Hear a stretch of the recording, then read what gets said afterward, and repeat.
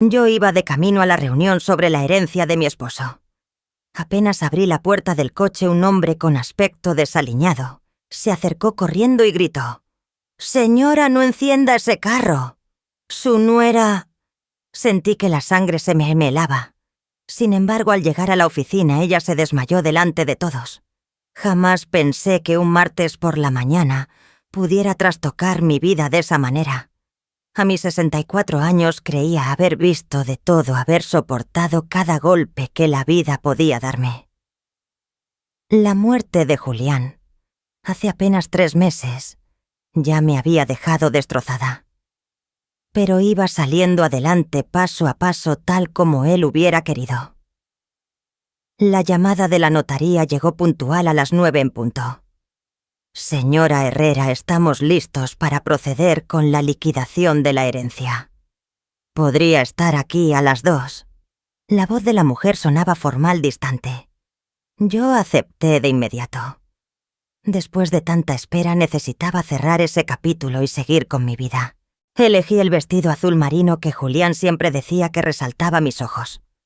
Me lo compró en nuestro 300 aniversario, apenas 2 años atrás. Mientras abrochaba el collar de perlas que me regaló para nuestra boda, me vi en el espejo. La mujer que me devolvía la mirada parecía más frágil y envejecida de lo que recordaba. El duelo había dejado surcos alrededor de mis ojos, y mi cabello castaño rojizo ya mostraba más canas de las que quería admitir. El trayecto al centro se me hizo interminable. El tráfico estaba peor de lo normal y yo tamborileaba los dedos contra el volante. No sabía por qué sentía tanta ansiedad. Aquello debía ser algo sencillo. Julián y yo habíamos hablado muchas veces sobre su testamento. Todo quedaría a mi nombre y después a nuestro hijo Daniel y a su familia cuando yo ya no estuviera. Aparqué en el garaje del edificio, donde quedaba la firma de abogados, con las manos temblando un poco al apagar el motor. Las paredes de concreto me parecieron frías, hostiles. Tomé mi bolso y la carpeta de documentos que me habían pedido. Respiré hondo y caminé hacia el ascensor. Entonces escuché una voz. «Señora, señora, espere». Me giré y vi a un hombre salir de entre las columnas de cemento. Tendría unos 50 años, con ropa gastada, una chaqueta vieja, vaqueros descoloridos, botas rayadas. El cabello desordenado y la piel curtida como quien pasa demasiado tiempo en la calle. Mi primer instinto fue seguir de largo, incluso correr. Julián siempre me advirtió que tuviera cuidado en los estacionamientos solitarios. Pero sus ojos me detuvieron, no eran agresivos ni locos. Mostraban preocupación, casi desesperación. «Por favor, señora, necesito decirle algo muy importante», dijo manteniendo cierta distancia. «Usted es la señora Herrera, ¿verdad?», la viuda de Julián. El corazón me latía con fuerza. ¿Cómo podía ese desconocido saber mi nombre? O hablar de mi esposo. «No sé quién es usted, pero déjeme tranquila», respondí con la voz temblorosa, tanteando mi teléfono. «Se lo ruego, señora. Yo trabajaba en López y Asociados en las oficinas de arriba. Me despidieron hace 3 semanas, pero antes de eso, escuché cosas sobre el testamento de su marido. Me quedé helada. López en Asociados era precisamente el despacho que llevaba el caso». El hombre miró alrededor con nerviosismo, como temiendo que alguien nos espiara. «Su nuera Camila ha estado en contacto con ciertos socios del bufete. Hay documentos que ella mandó preparar». Sentí la boca seca. «¿De qué está hablando?». «No puedo probarlo aún, pero creo que intenta modificar la voluntad de su esposo. Ha estado diciendo que usted no está en condiciones mentales de manejar la herencia. Tiene papeles médicos, declaraciones de gente que asegura que usted anda confundida, que se le olvidan las cosas». Esas palabras me golpearon como un puñetazo. Me sostuve del auto para no caer. «Eso es mentira». Nunca me han diagnosticado nada. Estoy perfectamente bien. Lo sé, señora. Por eso he estado esperando aquí. Quería alcanzarla antes de la reunión. Ella no esperaba que viniera hoy. Le dijo al licenciado López que seguramente ni recordaría la cita. La rabia me recorrió el cuerpo venciendo al miedo. ¿Cómo se atreve? ¿Cómo se atreve alguien a cuestionar mi mente? El hombre asintió con pesar. Hay más, señora. Ella ha estado falsificando papeles haciendo ver como si su esposo quisiera cambiar su testamento en sus últimas semanas. Inventó informes médicos que dicen que él desconfiaba de su capacidad para manejar las finanzas. Sentí que me ahogaba. Nada de eso tenía sentido. Julián nunca dudó de mí. Al contrario, yo llevaba las cuentas de la casa toda la vida. ¿Por qué me cuenta esto?, pregunté, buscando algún gesto que me revelara si mentía. Porque apreciaba a su esposo. Siempre fue amable conmigo en la oficina. Y porque lo que le están haciendo es injusto. Yo no tengo casi nada, pero todavía tengo conciencia. Miré a ese hombre desconocido con pinta de vagabundo arriesgando lo poco que le quedaba para advertirme. ¿Cómo se llama Eduardo, señora? Eduardo Salgado. Trabajé 12 años como auxiliar legal en López en Asociados, hasta que decidieron que sabía demasiado de sus negocios paralelos.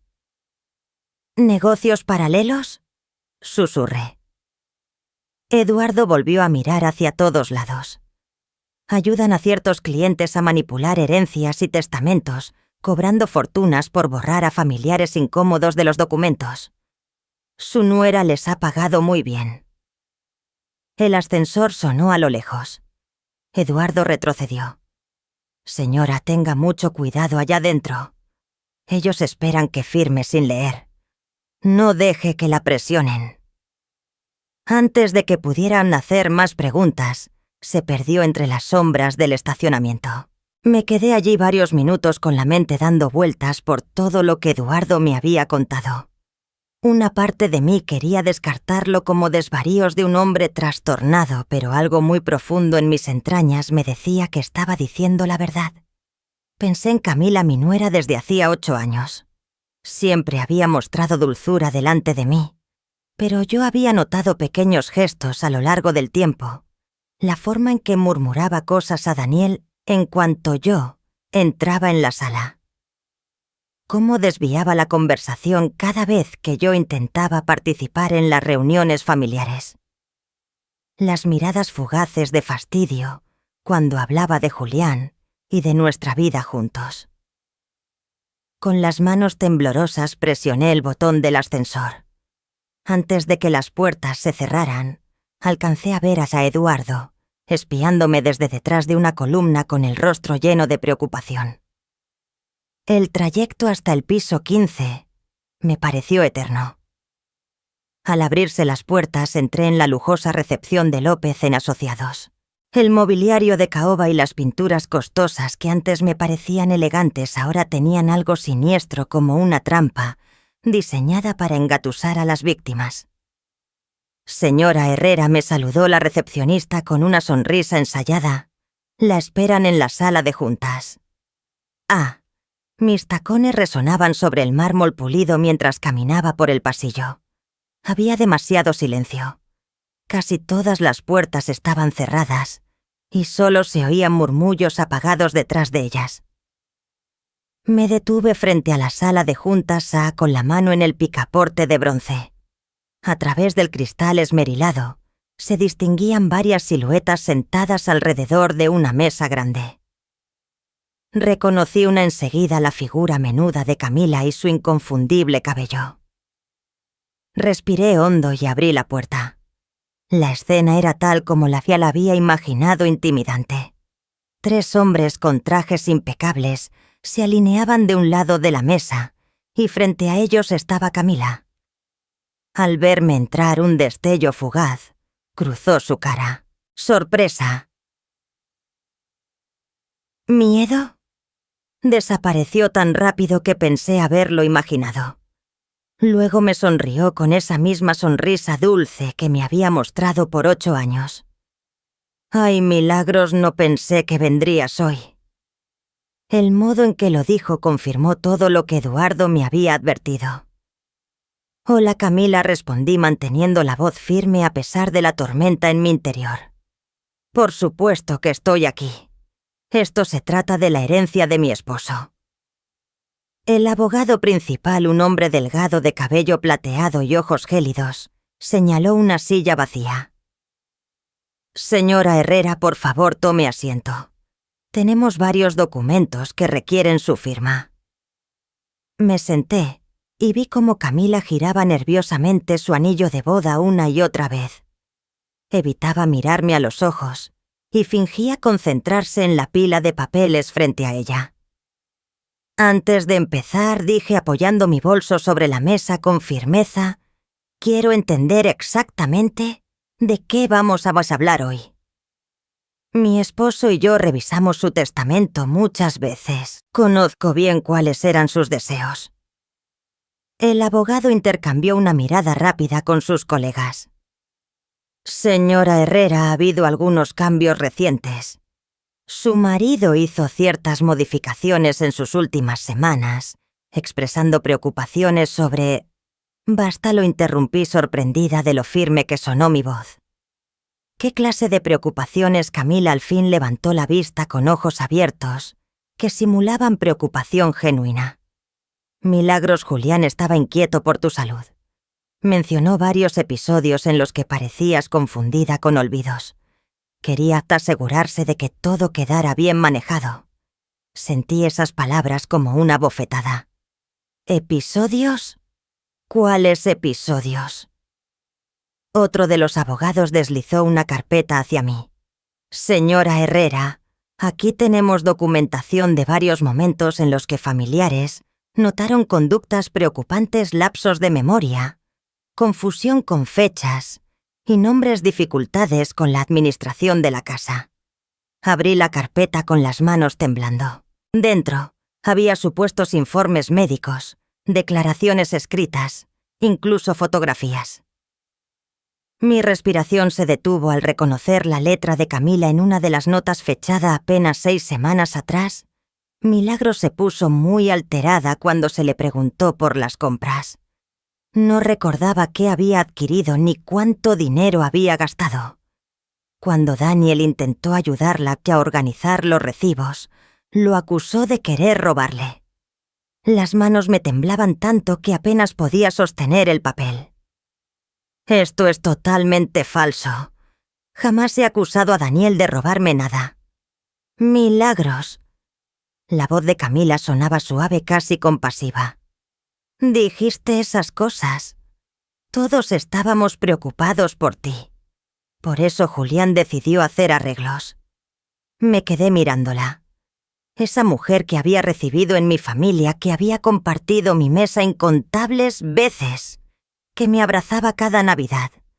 Ahora era una desconocida. ¿Qué arreglos?, pregunté con esfuerzo. El abogado principal carraspeó. Su esposo modificó el testamento para crear un fideicomiso.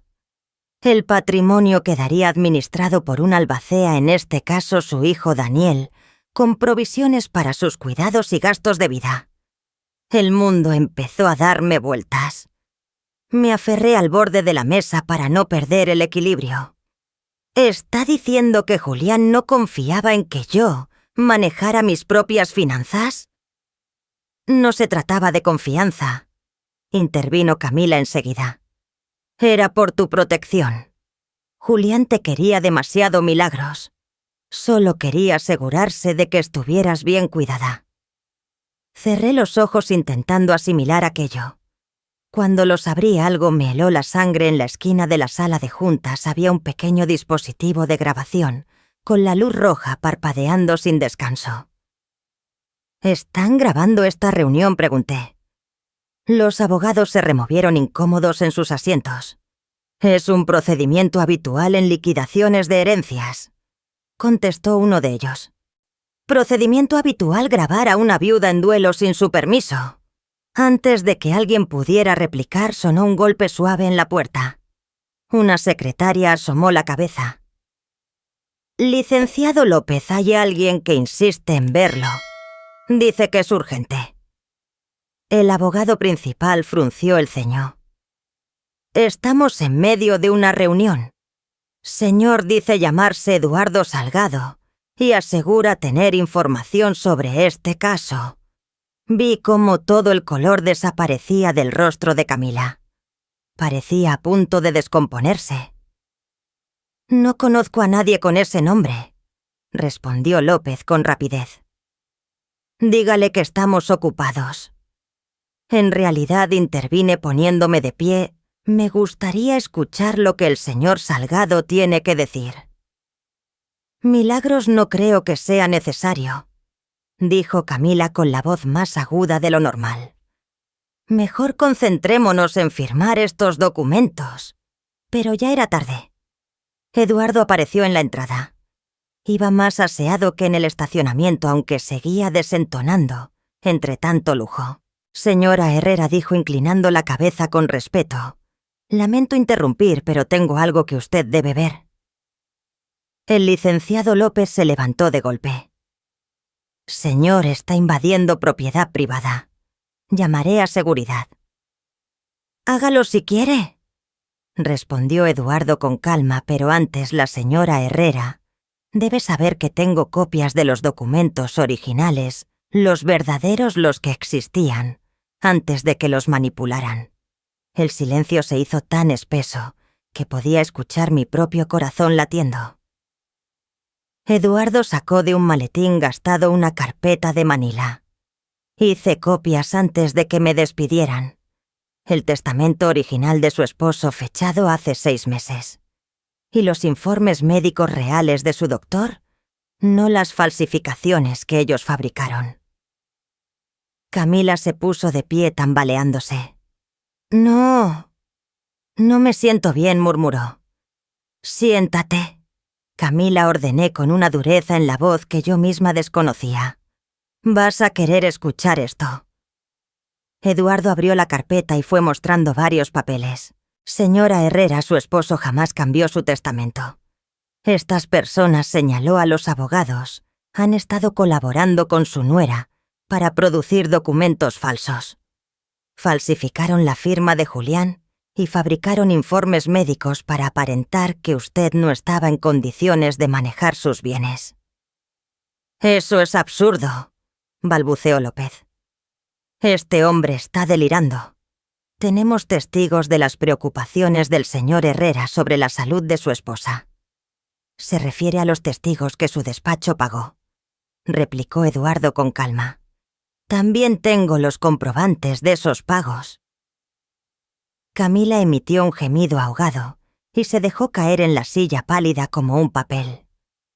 No llegó a desmayarse, pero sus ojos se movían de un lado a otro, atrapados como los de un animal acorralado.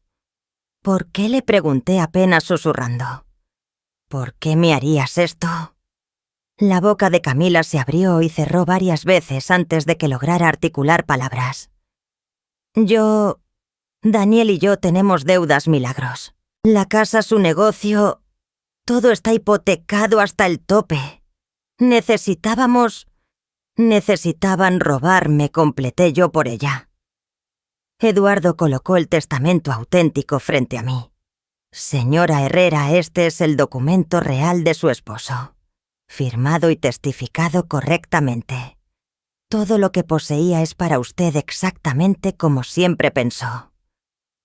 Miré la firma de Julián, tan familiar, la misma que había visto miles de veces en nuestros 42 años de matrimonio. Al verla intacta, auténtica, mis ojos se llenaron de lágrimas. ¿Cuánto tiempo llevas planeando esto?, pregunté a Camila. Ella lloraba ya con el rímel corriéndole por las mejillas. Nunca quisimos lastimarte. Íbamos a asegurarnos de que estuvieras cómoda. Mientras ustedes controlaban cada centavo, dije con frialdad. López revolvía papeles con nerviosismo, seguramente intentando ocultar pruebas. Señora Herrera, creo que aquí ha habido un malentendido. Tal vez deberíamos reprogramar esta reunión. No respondí firme. Vamos a resolver esto ahora mismo. Miré a todos en la sala, a los abogados, dispuestos a vender su ética por dinero a la mujer que me sonreía mientras me traicionaba en secreto. Pero también miré a Eduardo, este hombre que no tenía nada que ganar y sí mucho que perder al defenderme. Él había puesto en riesgo lo poco que le quedaba para asegurarse de que yo conociera la verdad. ¿Y ahora qué sucede?, le pregunté. Eduardo miró a los abogados con desprecio. Ahora llamamos a la policía. Mientras sacaba su teléfono, Camila sollozó y se desplomó hacia adelante, desmayándose por fin de verdad. Yo no sentí compasión alguna. La mujer que yacía inconsciente no era la nuera que había creído conocer. Era una extraña que había llevado su máscara durante 8 años. Y apenas iba a descubrir hasta dónde llegaba su engaño. La policía llegó en menos de 20 minutos, aunque para mí fueron horas interminables. Camila había recobrado el conocimiento y permanecía desplomada en la silla, sin intentar ya sostener la máscara de nuera dulce y cariñosa. La mujer que yo había creído conocer había desaparecido por completo, reemplazada por alguien irreconocible. La detective Lucía Ramírez era una mujer de mi edad, con ojos atentos y amables, pero afilados, capaces de captarlo todo de un vistazo.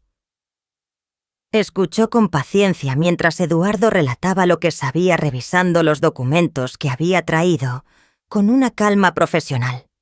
«Señora Herrera», dijo tras examinarlos, «necesito que me cuente cómo ha sido su relación con su nuera. Empiece desde el principio». Mi mente viajó 8 años atrás cuando Daniel me presentó a Camila por primera vez. Tenía 25 años, entonces trabajaba como asistente dental, parecía tierna y realmente enamorada de mi hijo. Julián y yo la recibimos con los brazos abiertos. Era perfecta, le confesé a la detective Ramírez. Demasiado perfecta, lo veo ahora. Siempre decía lo que queríamos escuchar. Siempre estaba de acuerdo con todo. Yo creí que solo intentaba encajar. Mientras hablaba, los recuerdos empezaron a recolocarse en mi mente como piezas de un rompecabezas, revelando un cuadro mucho más oscuro. Hace unos 3 años, empezó con pequeños comentarios, continué. Nada evidente, solo insinuaciones de que quizá yo estaba olvidadiza. Me preguntaba si recordaba conversaciones o sucesos que jamás habían ocurrido. Camila me miró entonces con los ojos enrojecidos. Milagros, yo estaba realmente preocupada. No la interrumpí, sorprendida de la fuerza de mi propia voz. Estabas sembrando dudas, haciéndome cuestionar mi memoria. La detective Ramírez se volvió hacia Eduardo. «Señor Salgado, ¿puede contarme más de lo que presenció en el despacho?» Eduardo sacó una libreta pequeña con manos sorprendentemente firmes. Hace unos 6 meses, la señora Camila Herrera empezó a acudir con frecuencia. Al inicio, el licenciado López dijo que solo preguntaba sobre planificación patrimonial, pero las reuniones se volvieron más secretas. Algo no me cuadraba, así que comencé a observar. Pasó las páginas. Traía documentos supuestamente de médicos, declaraciones de familiares y amigos, incluso fotografías que debían mostrar a la señora Herrera en estados de confusión. «¿Qué tipo de fotografías?», preguntó la detective. Camila se removió incómoda en su asiento. Eduardo la miró con desprecio antes de responder. Imágenes de la señora Herrera en el supermercado, en el banco, en reuniones familiares. Todas tomadas desde lejos, con comentarios falsos. Una mostraba a la señora en la caja del súper y el escrito de Camila decía que estaba confundida con el dinero, incapaz de pagar. Pero en la foto se veía claramente que charlaba tranquilamente con la cajera mientras embolsaban sus compras. Apreté los puños. La sensación de invasión me atravesó como un golpe. Me estaba siguiendo, tomándome fotos. La voz de Camila era apenas un susurro. Necesitaba documentación. El abogado dijo que hacía falta evidencia. ¿Evidencia de qué? De mí llevando una vida normal, la detective Ramírez anotaba cada detalle. Señora Herrera tenía conocimiento de problemas financieros de su hijo y su nuera negué con la cabeza. Daniel siempre parecía ir bien. Tiene su negocio de consultoría. Viven en una casa preciosa en las Lomas. Viajan todos los años de vacaciones. Todo a crédito, soltó Camila de pronto con voz amarga. La casa tiene 2 hipotecas. El negocio apenas sobrevive. Las vacaciones fueron con tarjetas. Debemos más de $300.000. El número me golpeó en el estómago. 300.000. ¿Cómo es posible? El negocio de Daniel empezó a caer hace 2 años. Continuó Camila llorando otra vez. Y él tuvo demasiado orgullo para contárselo a usted o a Julián. Siguió pidiendo préstamos convencido de que lo arreglaría. Cuando Julián enfermó vimos la herencia como nuestra única salida.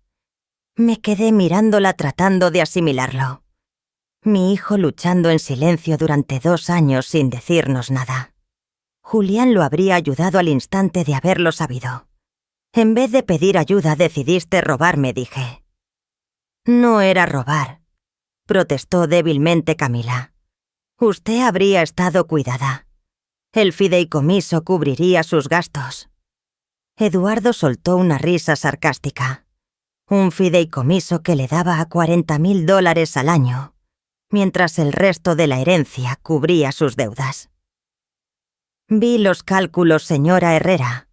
Planeaban usar el dinero de su esposo para liquidar hipotecas y tarjetas, dejándola a usted con una asignación.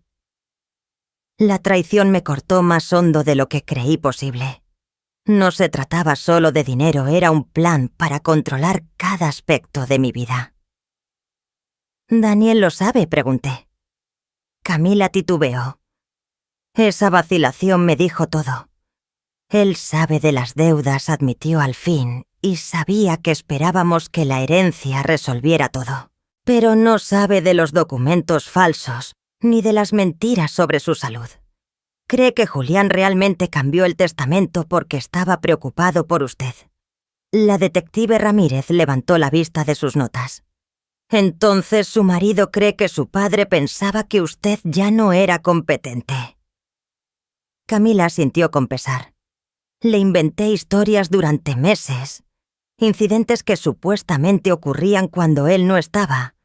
Lo convencí de que Julián temía por su memoria, por su capacidad de decisión. Sentí que la habitación daba vueltas. No solo Camila me había mentido, había envenenado la relación con mi propio hijo, haciéndole creer que su padre había perdido la confianza en mí. ¿Qué incidentes le exigí? Camila deseó desaparecer en la silla. Le dije que había dejado la estufa encendida y casi provocaba un incendio, que se perdió manejando camino al súper, que acusó al cartero de robarle, que escondía dinero en la casa y luego lo olvidaba. Cada mentira era como un golpe físico. Nada de eso pasó nunca. Lo sé, susurró ella. La detective cerró la libreta. Señora Herrera, necesito que venga a la comisaría a dejar una declaración formal. Y también necesito copias de todos estos documentos. Sus ojos se posaron en los abogados que hasta entonces no habían abierto la boca en toda la conversación. Caballeros, también vamos a investigar su participación en este asunto, dijo al fin el licenciado López, intentando recuperar la compostura. Detective, nosotros solo actuamos con la información que nos proporcionó nuestra clienta. Si esos datos resultaron falsos, somos tan víctimas como la señora Herrera. Eduardo soltó una carcajada amarga. Víctimas les cobraron $50.000 por falsificar documentos y fabricar pruebas. Tengo copias de sus facturas. El rostro del abogado principal se puso pálido. Eso no es... Nosotros no... Guárdese sus excusas, lo cortó la detective Ramírez. Todo lo explicará en la comisaría. Mientras la policía recogía pruebas y tomaba declaraciones, miré una vez más a Camila. Esta mujer que había compartido las Navidades con nosotros, que me había abrazado, llamándome mamá, que se había sentado junto a la cama de Julián en sus últimos días. ¿Fue real alguna vez?, le pregunté. Estos 8 años, las cenas familiares, nuestras charlas. ¿Fue real? Camila levantó la vista con lágrimas auténticas. Al principio sí. Cuando conocí a Daniel, cuando nos casamos de verdad, me importaban usted y Julián. Pero cuando los problemas de dinero empeoraron, cuando vimos cuánto valía la herencia... No terminó la frase. No hacía falta. Lo entendí. En algún punto el cariño que sentía por mi hijo se transformó en desesperación, y esa desesperación la convirtió en alguien dispuesta a destruirme con tal de salvarse. Cuando la detective Ramírez se preparaba para llevarse a todos un escalofrío, me recorrió la espalda. Si Eduardo no me hubiera prevenido, si no hubiera arriesgado todo para decirme la verdad, yo habría entrado a esa reunión completamente desprevenida. Habría firmado los papeles creyendo que mi amado Julián había perdido la fe en mí en sus últimas semanas. Habría pasado el resto de mi vida convencida de que mi esposo murió pensando que yo era incapaz. Y peor aún, viendo su dinero usado para sostener las mismas mentiras que intentaban convencerlo de que yo no era de fiar. El pensamiento fue tan espantoso que tuve que volver a sentarme. Mis piernas ya no me sostenían. Pero entonces miré a Eduardo, ese improbable ángel guardián, que me había salvado de un destino peor que perder la herencia. Me devolvió algo infinitamente más valioso, la certeza de la confianza de Julián en mí. Ahora me tocaba decidir qué hacer con esa verdad. 3 días después, ya en mi cocina, me quedé mirando el teléfono. Daniel me había llamado 17 veces desde que la detective Ramírez habló con él. 17 llamadas que no contesté, porque no estaba lista para oír su voz, ni para saber cuánta ponzoña de su esposa había absorbido. Eduardo pasó 2 veces por la casa dejándome copias de documentos y preguntando si estaba bien. Ese hombre que vivía prácticamente en la calle se preocupaba más por mí que mi propia nuera. La ironía no se me escapaba. El timbre sonó exactamente a las 2 de la tarde, justo como lo había anticipado. Mirando por la mirilla vi a Daniel en el porche con el rostro cansado y el cabello revuelto. A su lado Camila parecía más frágil y diminuta que nunca. Abrí la puerta, pero no los invité a pasar. Mamá, dijo Daniel, la voz quebrada en esa sola palabra. Necesitamos hablar. Lo observé buscando señales del hijo que yo había criado. Tenía apenas 33 años, pero lucía agotado, con ojeras profundas y la ropa arrugada como si hubiera dormido con ella puesta. De verdad, le respondí con voz neutra. Por favor, mamá, déjanos entrar. Déjanos explicarte. Me hice a un lado, pero solo porque necesitaba escuchar lo que tenía que decir. Necesitaba saber cuánto sabía, cuánto había participado en la trama de su esposa. Se sentaron en el sofá que Julián y yo habíamos comprado hacía 15 años. El mismo donde dimos la bienvenida a Camila la primera vez que Daniel la trajo a casa. El mismo donde compartimos incontables momentos familiares que ahora se sentían manchados de engaños. La detective Ramírez me lo contó todo, dijo Daniel sin rodeos. Los documentos falsos, los informes médicos inventados, las mentiras sobre que papá había cambiado su testamento. Yo permanecí de pie con los brazos cruzados. Y yo no sabía nada. Te lo juro, mamá no tenía idea de que Camila estaba haciendo todo eso. Lo miré con atención, a este hijo, que había dado a luz criado y amado, sin condiciones durante 33 años. Pero sí sabías de las deudas. Su rostro se desmoronó. Sí, mamá, nos estamos ahogando. El negocio va en picada, debemos dinero en todas partes. Y me dio demasiada vergüenza contártelo a ti y a papá. Pensaba que podía arreglarlo, darle la vuelta antes de que ustedes lo supieran. Así que cuando Julián enfermó, empezaron a pensar en la herencia. Daniel se estremeció como si lo hubiera abofeteado. No así, no de la manera en que lo dices. Entonces, ¿cómo Camila intervino por primera vez desde que entraron a la casa? Daniel, dile la verdad. Toda. La miré sorprendida. La mujer sentada en mi sofá no se parecía en nada a la manipuladora segura de sí misma que vi en la oficina del abogado. Ahora lucía rota derrotada. Daniel se pasó las manos por el cabello. Cuando llegó el diagnóstico de papá, cuando supimos que solo le quedaban unos meses, me entró el pánico pensando qué pasaría contigo después. Te imaginaba sola en esta casa enorme manejando todo sin ayuda. Tengo 64 años, Daniel no 94. Lo sé, pero Camila empezó a señalar pequeños detalles, momentos en que parecías confundida u olvidadiza. Dijo que papá había mencionado que estaba preocupado por ti. Sentí cómo me ardía la rabia. ¿Qué pequeños detalles, Daniel? Vaciló. Como aquella vez que olvidaste nuestra cena de Navidad, o cuando no recordabas el nombre del perro nuevo del vecino, o cuando pusiste la leche en la alacena en lugar del refrigerador. Lo miré incrédula. Daniel, cancelaste esa cena porque Camila se enfermó. El perro del vecino se llama Caramelo y siempre lo supe.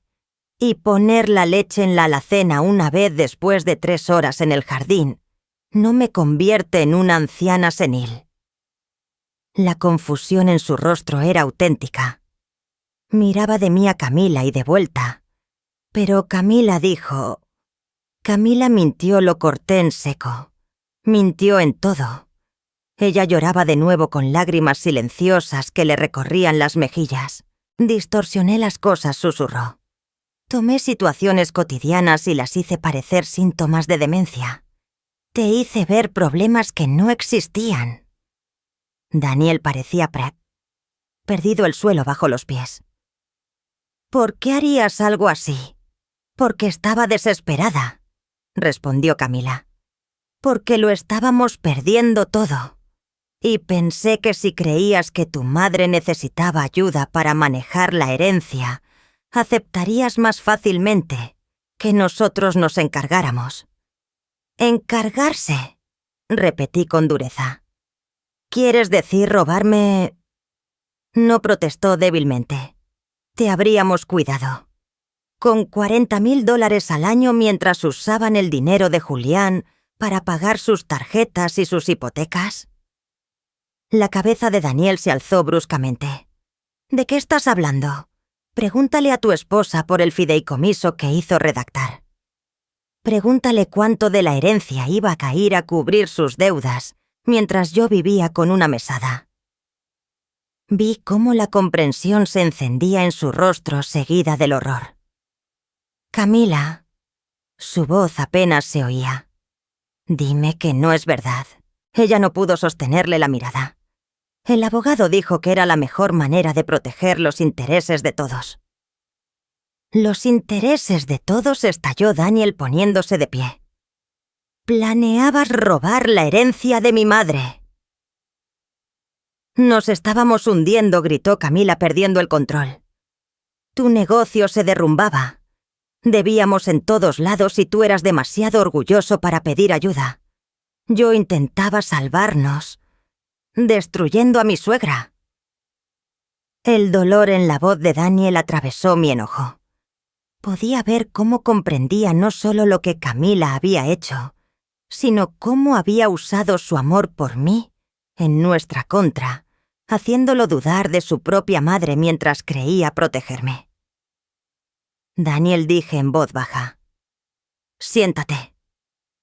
Se dejó caer en el sofá como un hombre que acababa de descubrir que toda su vida era una mentira Quiero que entiendas algo, continué. Tu padre nunca dudó de mí. Nunca, ni una sola vez. Su testamento jamás fue cambiado. Jamás cuestionó mi capacidad para llevar nuestras cosas.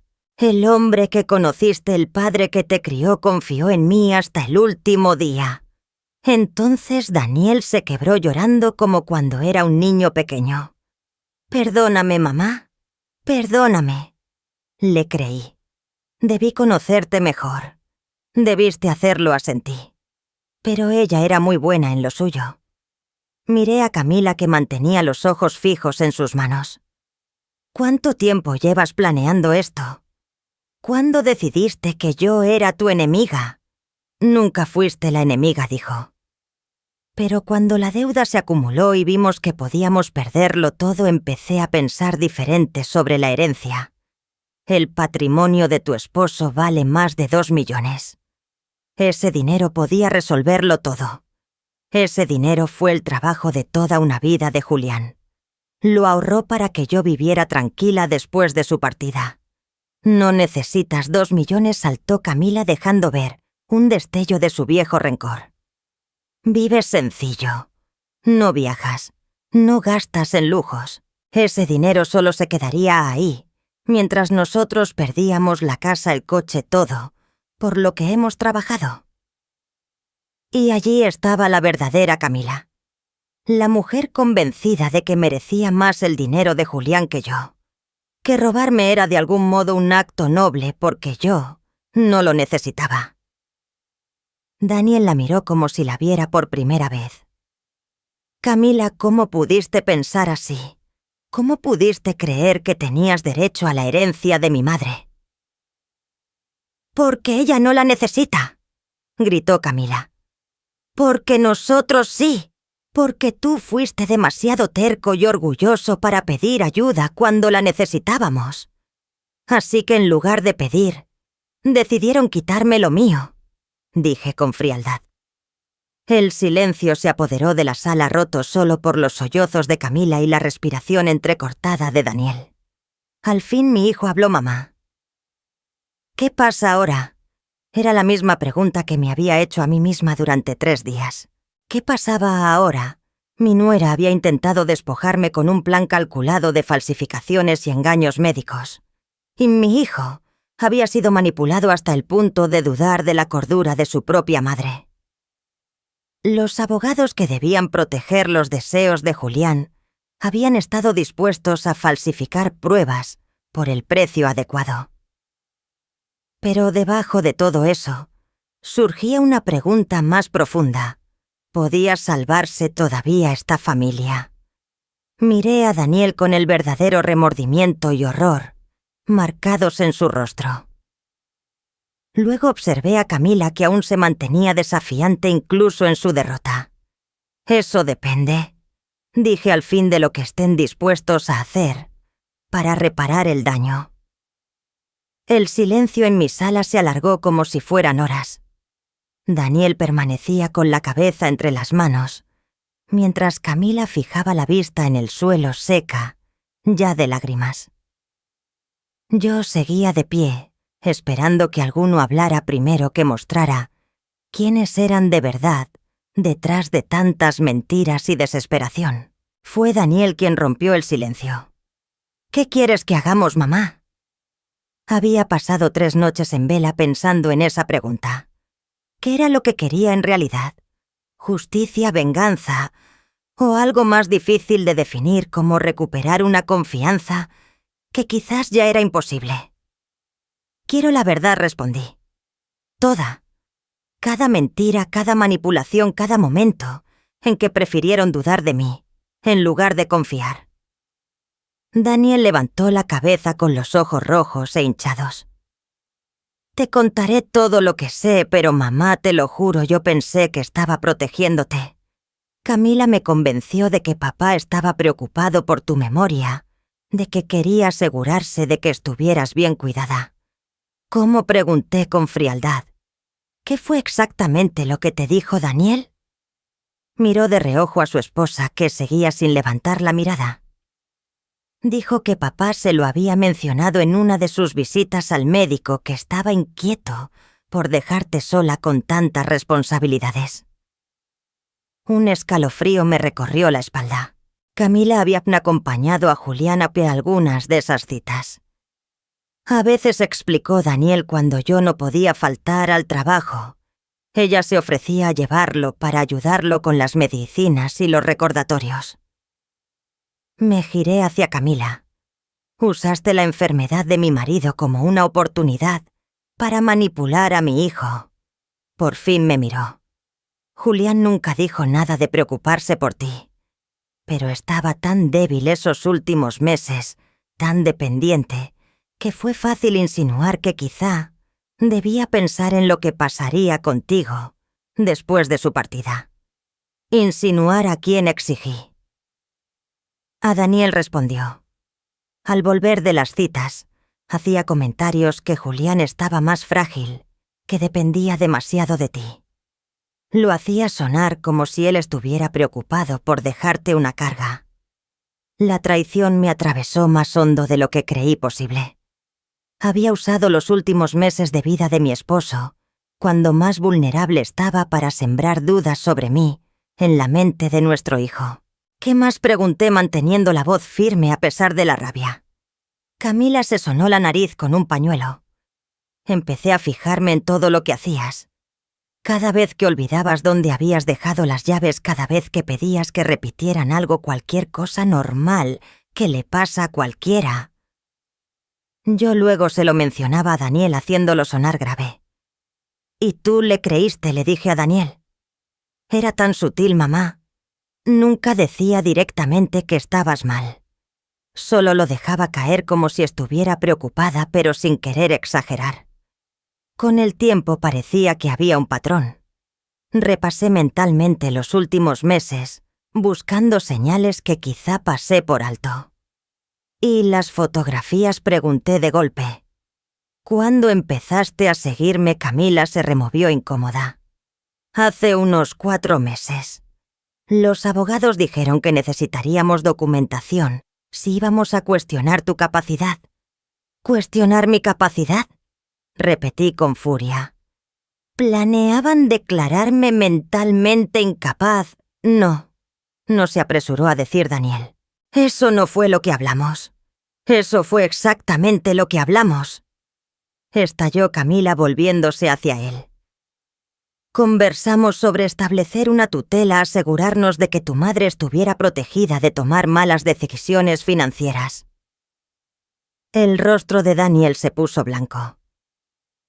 «Yo creí que hablábamos de ayudarla a manejar las cosas, no de quitarle sus derechos». «Es lo mismo», replicó Camila.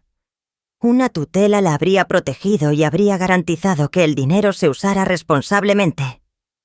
«Responsablemente», dije con ironía.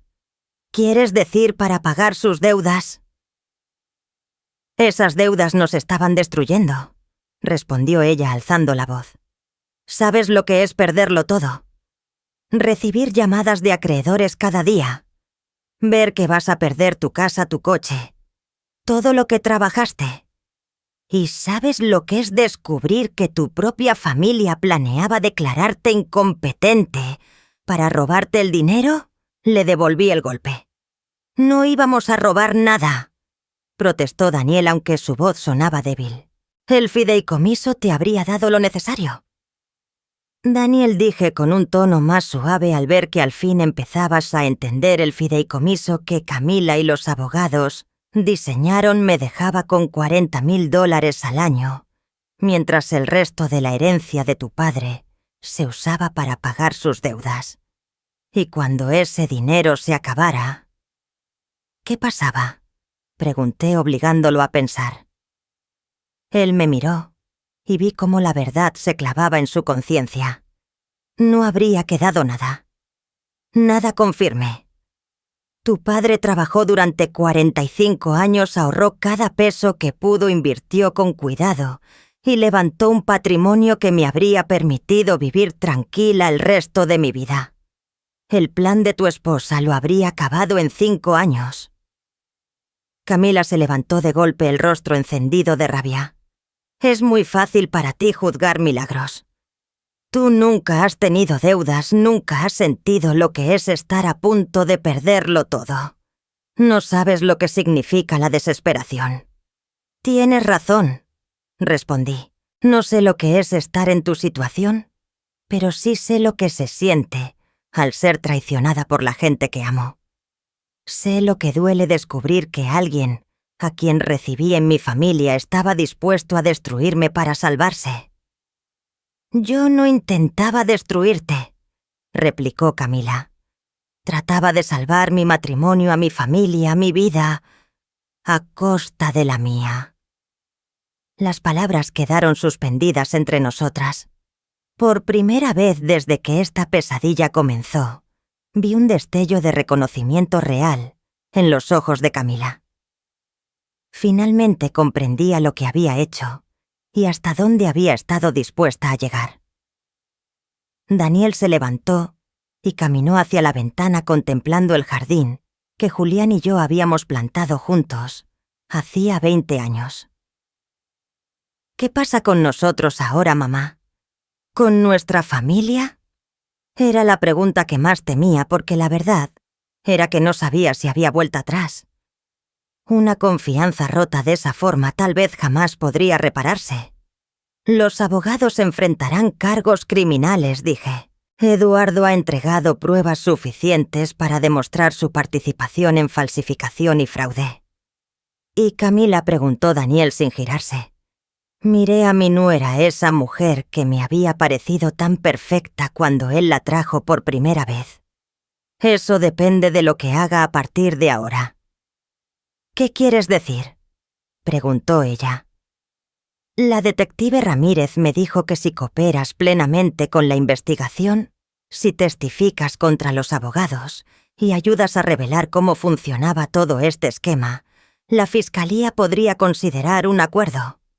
Y si no lo hago, entonces enfrentarás todas las consecuencias de los cargos por fraude, falsificación y conspiración. Las pruebas de Eduardo son lo bastante sólidas para condenarte incluso sin tu cooperación. Camila se dejó caer de nuevo en el sofá. ¿Qué clase de acuerdo? No lo sé, admití. Eso lo decidirán tu abogado y el fiscal. Pero entiende algo, Camila, aunque evites la cárcel, aunque solo recibas libertad condicional o trabajo comunitario, esto no desaparece. Intentaste robarme, manipulaste a mi hijo para que dudara de mí. Usaste la enfermedad de Julián para alimentar tu plan. Lo sé, susurró. ¿De verdad lo sabes?, le pregunté. Porque hace apenas 5 minutos seguías defendiendo lo que hiciste. Seguías actuando como si yo no mereciera el dinero que Julián me dejó. Camila levantó la mirada con algo que parecía un remordimiento genuino. Me equivoqué. Lo veo ahora. Dejé que la desesperación me convirtiera en alguien que no reconozco. Alguien capaz de arruinar a una persona inocente para obtener lo que quería. Sí, dije simplemente.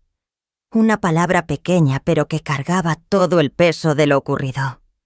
Por fin una admisión sin excusas ni justificaciones. Daniel se volvió desde la ventana. Mamá, ¿hay alguna manera? ¿Alguna posibilidad de que podamos arreglar esto? ¿De que nuestra familia sobreviva a esto? Miré a mi hijo, al hombre al que había criado para ser honesto y compasivo, y que había sido manipulado hasta participar en la traición de su propia madre. Luego miré a Camila, que había orquestado todo. No lo sé, respondí con sinceridad. Pero sé que tiene que suceder primero. Ambos esperaron en silencio a que continuara. Camila tiene que afrontar las consecuencias de lo que hizo. Debe cooperar con la policía, declarar contra los abogados y aceptar el castigo que el tribunal considere. Y tú, Daniel, debes decidir si puedes seguir casado con alguien que estuvo dispuesta a hacerme esto. El rostro de mi hijo se quebró. Mamá es mi esposa. La amo. Lo sé, respondí suavemente. Pero el amor no siempre es suficiente. La confianza es la base de cualquier relación. Y ella no solo me traicionó a mí también. A ti te manipuló, te mintió, usó tu cariño por mí, en nuestra contra. «Puedo cambiar», dijo Camila con desesperación. «Puedo mejorar. Puedo recuperar tu confianza». «¿De veras?», pregunté. «Porque esto no fue un momento de debilidad, Camila. Fueron meses de planeación, meses de mentiras, meses de observarme en mi vida diaria mientras tramabas cómo destruirla. Esto fue lo que elegiste ser». La habitación volvió a quedarse en silencio. Afuera se escuchaban las risas de unos niños jugando en la calle, un contraste cruel con el peso que nos hundía por dentro. Los ruidos cotidianos del barrio seguían su curso, mientras mi mundo se había puesto de cabeza. «¿Qué quieres de nosotros?», preguntó al fin Daniel. «Quiero que elijan», respondí. «Los dos deben decidir quién quieren ser de ahora en adelante. Si quieren ser personas capaces de vivir con las consecuencias de sus actos, o personas que seguirán inventando excusas». No era la respuesta que esperaban, pero era la única que podía darles, porque en el fondo sabía que no podía tomar esa decisión por ellos. No podía obligar a Daniel a dejar a su esposa, ni podía forzar a Camila a convertirse en otra mujer. Lo único que podía elegir era qué estaba dispuesta a aceptar en mi vida. Y ya no estaba dispuesta a tolerar traiciones de quienes decían amarme. 6 meses después, estaba sentada en mi jardín, una fresca mañana de octubre, observando cómo las hojas del arce que Julián y yo habíamos plantado para el 10º cumpleaños de Daniel se teñían de colores.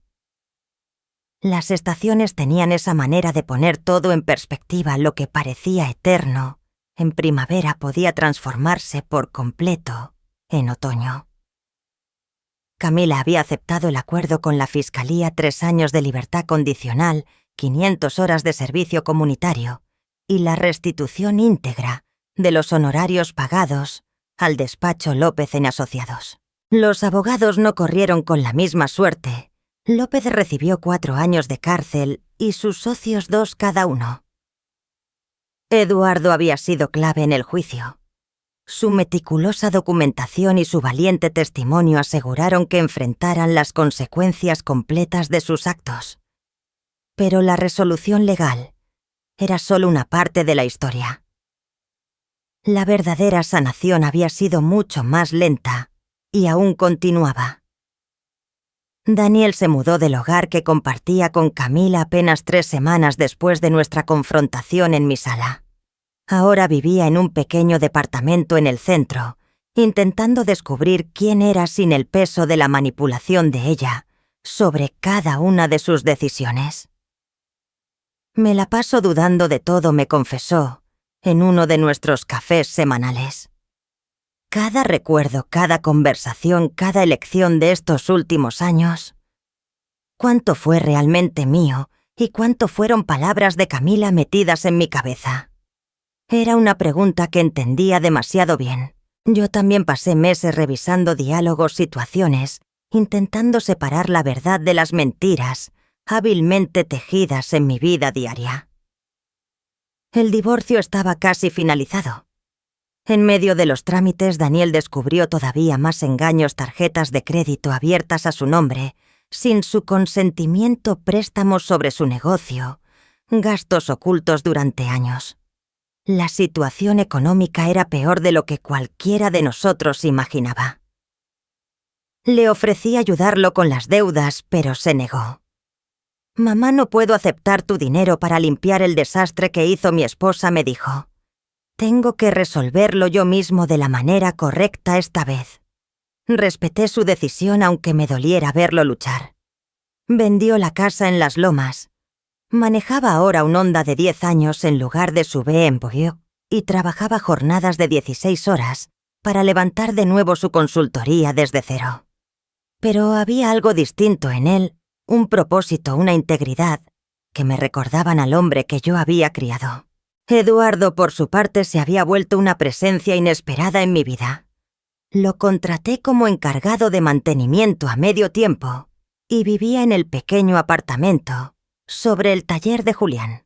Verlo pasar de un hombre desesperado durmiendo en su coche a alguien con estabilidad y sentido había sido uno de los pocos rayos de luz en todo este proceso. Doña Milagros me llamó una mañana cruzando el césped con una bandeja y 2 tazas de café. Pensé que le vendría bien algo de compañía. Sonreí al verlo acomodarse a mi lado. Gracias, Eduardo. ¿Cómo te sientes con lo de hoy? Ese día la oficial de libertad condicional de Camila iba a verificar sus horas de servicio comunitario. Le habían asignado trabajar en un banco de alimentos, preparando y sirviendo comida a personas sin hogar. Personas como Eduardo lo había sido hacía apenas unos meses. La ironía no pasaba desapercibida para ninguno de los dos. «Espero que esté aprendiendo algo», dijo él pensativo. No todos los que caen en la desesperación eligen hacer lo que ella hizo. Era cierto. Eduardo había perdido su empleo, su casa, su estabilidad, pero jamás perdió su brújula moral. Cuando tuvo la oportunidad de beneficiarse de un mal acto, eligió lo correcto aunque le costara todo. ¿Has sabido algo de ella últimamente?, le pregunté. Asintió. Coincidimos a veces en el banco de alimentos cuando voy por suministros para la iglesia. No habla mucho, pero trabaja duro. Creo que empieza a entender lo que realmente significa la desesperación. Yo no estaba segura de cómo sentirme. Parte de mí quería que Camila sufriera, que comprendiera de verdad el daño que había causado. Pero una parte aún mayor solo deseaba que se transformara en alguien mejor, en una persona incapaz de repetir la crueldad que me había mostrado. Mi teléfono vibró con un mensaje. Era de Daniel Café. Más tarde tengo noticias. Le enseñé el mensaje a Eduardo, que alzó una ceja. ¿Crees que sea buena o mala noticia? Con Daniel últimamente suele ser una mezcla de ambas, contesté. Aquella tarde mi hijo llegó a casa viéndose mejor que en meses. Había recuperado parte del peso perdido por el estrés del divorcio y tenía algo de color en las mejillas. «Te ves bien», le dije mientras nos acomodábamos en la cocina con café. «Me siento bien, mamá. De verdad. Por primera vez en años siento que estoy viviendo mi vida en lugar de tratar de resolver la crisis de otra persona». Sacó su teléfono y me mostró la foto de un pequeño local con el letrero Consultoría Herrera en la ventana. Firmé el contrato de arrendamiento ayer. Mi propia oficina, mi propio negocio, construido bien esta vez. El orgullo me hinchó el pecho. Julián estaría tan orgulloso de ti. Eso espero, respondió Daniel. Últimamente pienso mucho en él, en los valores que trató de enseñarme, en el tipo de hombre que quería que yo fuera. Lo perdí de vista por un tiempo. Todos lo hicimos, dije con suavidad, pero logramos encontrar el camino de regreso. Daniel extendió la mano sobre la mesa y tomó la mía. Mamá, necesito preguntarte algo. Y necesito que seas sincera conmigo. Apreté sus dedos. Siempre. ¿Puedes perdonarme alguna vez? De verdad perdonarme. No solo decir las palabras porque me amas. Era la pregunta que me había hecho a mí misma durante meses. ¿Podía perdonar a mi hijo por haber dudado de mí? Por haberse dejado manipular hasta participar en un plan que casi destruye mi vida. Daniel, respondí despacio. El perdón no es algo que ocurre de golpe. Es una elección que hago cada día. Algunos días es más fácil que otros. Sus ojos se llenaron de lágrimas. Lo entiendo. Pero sí, continué. Puedo perdonarte. Te he perdonado porque veo que también fuiste una víctima. Camila utilizó tu amor por mí contra los dos. Y eso no fue culpa tuya. Siento que sí lo fue. Debí haber sabido mejor. Debí haberte creído a ti más que a ella. Debiste hacerlo, asentí. Pero no lo hiciste y no podemos cambiarlo. Lo que sí podemos es construir algo mejor de ahora en adelante. Daniel se secó los ojos con el dorso de la mano. ¿Y cómo sería eso? Se vería como honestidad, respondí. Honestidad completa incluso cuando sea incómoda. Que vengas a mí cuando estés luchando, en vez de cargarlo todo tú solo. Que reconstruyamos la confianza, una conversación a la vez. Y si me equivoco otra vez, sonreí. Entonces lo afrontaremos juntos. Pero Daniel, ya no eres el mismo hombre que hace 6 meses. Has aprendido lo que eres capaz de hacer cuando estás desesperado. Ese conocimiento te protegerá de repetir los mismos errores. Nos quedamos en un silencio cómodo procesando el largo camino que nos había llevado a ese momento. Y Camila preguntó finalmente, ¿qué pasa con ella? ¿Crees que algún día podrás perdonarla? Medité la pregunta.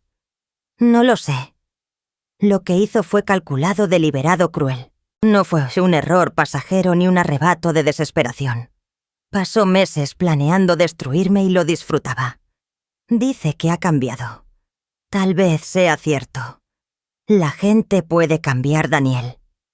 Pero el perdón no se trata de si alguien cambia, sino de si estoy dispuesta a cargar con el peso del rencor. Y he decidido que no. Entonces la has perdonado. He soltado la rabia, aclaré. Eso no es lo mismo que perdonar. Y mucho menos que volver a confiar. Camila nunca volverá a ser bienvenida en mi vida. Pero me niego a dejar que me robe más paz.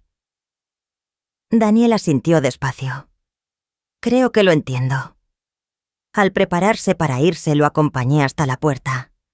El sol se estaba poniendo, tiñendo el cielo con naranjas y violetas intensos. Era el tipo de atardecer que Julián y yo solíamos contemplar juntos desde el porche, su mano en la mía, mientras hablábamos de nuestros sueños. Mamá, dijo Daniel al abrazarme. Gracias por no rendirte conmigo. Gracias a ti por volver a encontrar el camino, respondí. Después de que se fue, caminé por la casa. Ese hogar que Julián y yo construimos a lo largo de 4 décadas. Las habitaciones estaban silenciosas pero no solitarias. Había pensado que perder a Julián significaría enfrentar el resto de mi vida sola. Pero en estos meses había descubierto algo fundamental: no estaba sola. Tenía gente que se preocupaba de verdad por mí. Eduardo, cuya lealtad y valentía me habían salvado de un destino terrible. Daniel, que cada día trabajaba por convertirse en el hombre que debía ser. La detective Ramírez, que aún llamaba para saber cómo estaba. Incluso el personal del banco de alimentos, donde Camila cumplía sus horas de servicio comunitario, quienes se habían vuelto mis amigos después de que empecé a colaborar allí también.